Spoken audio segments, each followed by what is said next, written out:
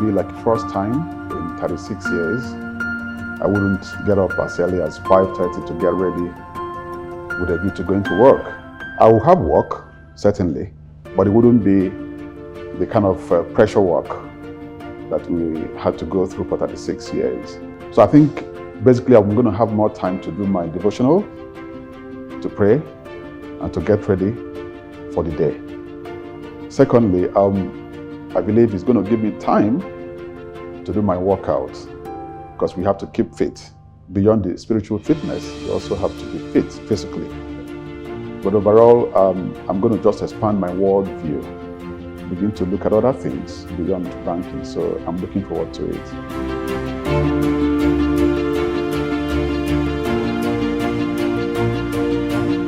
There are 3 sets of people. If you needed a reference, you had to go to them.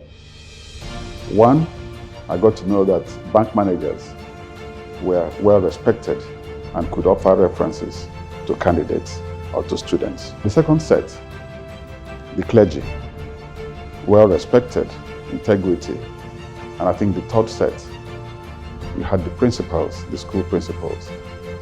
So if you dimension that, it tells you that bankers generally were well respected on account of the integrity that they were able to put on the table.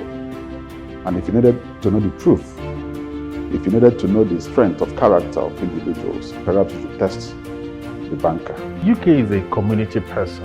I know that his people in Abia is held in very high esteem. He's also an elder of the church. So he's actually a man that is fully integrated into the community. To be honest, I've had the great fortune and privilege of working with excellent characters in First Bank Group. And it's difficult to mention all of them. UK will tell you, call me UK. Down to heart man, kind, playful, and meticulous. He's opened his home to us, all the staff, as friends and everything. And he's somebody who made me realize, and one of the things he first told when I joined, is that First Bank is a family. He's someone that is very organized. He's a perfectionist in everything he does, and he's detailed. I learned 2 things from him. I learned professionalism without sacrificing your family. And I learned how to navigate in the workplace. He's a great man.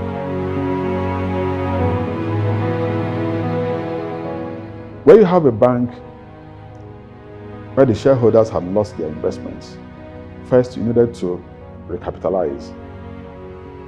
But then, in the last 6 years, we did not go to the market to raise capital. What did we do? What we did was to focus on the things we could do, what we call organic accretion of capital. First of all, get the shareholders to accept that if we made money, the era of paying dividends, 1 naira, 2 naira, or giving scrip issues, bonus issues, gone. We had to retain all of the earnings to recapitalize and revive the commercial bank. So getting the shareholders to understand the challenge at hand was, for me, the most important. Complete the affair of OACs and the changing name to FBN Insurance under his leadership. Non-performing loan portfolio that I inherited, UK support in obtaining the required board consent to deal with them in one particular way or the other was quite instrumental. Every banker in Nigeria should aspire to work in First Bank, because it gives you the diversity of experience. It gives you the complexity of transactions. It exposes you to Nigeria. It gives you a full, complement of what you can see after your career, and I had that good fortune. The First Bank Group was somewhat challenged, and this was the time Mr. UKK came on board. Looking at the past 6 years he has been there, and the experience, operational experience as supported by the group, you will discover that the group has somewhat stabilized. I will consider myself one of the luckiest bankers. Fortunate to have a very understanding wife who made sacrifices, who abandoned her calling, who was willing to let me go explore the world while she stayed back. The first 10 years, she didn't work. She stayed home. A trained pharmacist with a PhD, doctorate in pharmacy. She stayed. She sacrificed for me and for the family. You dream bigger than you've ever dreamt before. And the sky is just the beginning, as people always say. I love you, and I'm always with you, always backing you, whatever you do. You are one of the most hardworking people I know. Second one is your attention to detail and how organized you are, just well-rounded. And then lastly, your commitment to the people you love. You have always been there for me. You have always been my anchor. You have always been able to say the right things to give me the, courage to move forward. Even though you had 10 meetings today and 20 tomorrow, that you always found time to meet me, to ask me about my day, to ask me about what happened when I went out, to compliment my hair.